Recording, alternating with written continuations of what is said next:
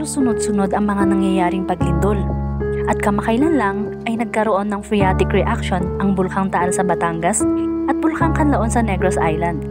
Ang phreatic reaction ay ang pagsabog ng bulkan na hindi naglalabas ng magma, pero nagdudulot pa rin ng abo, usok at singaw.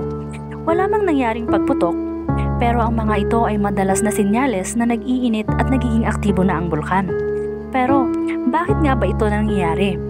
Dahil ang Pilipinas lang naman ay nasa gitna ng isa sa pinakamapanganib na lugar sa buong mundo. Ito ang Pacific Ring of Fire. At halos lahat ng lindol at pagsabog ng bulkan sa mundo ay nangyayari dito.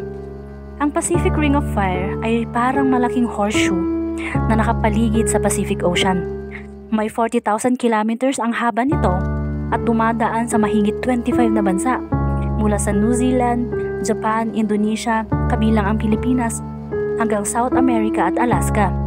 At guess what? Halos 90% ng mga lindol sa mundo ay dito nangyayari. At 75% ng mga aktibong bulkan ay matatagpuan dito mismo sa Ring of Fire. Kaya tayo nagkakaroon ng ganitong mga pangyayari dahil ang Pilipinas ay nasa ibabaw ng tatlong malalaking tectonic plates na kapag nagbanggaan at nagkiskisan ay nakakaranas tayo ng lindol at pagsabog ng mga bulkan. Paalala muli mga ka-watchers, naligtas ang may alam. Hanggang sa susunod.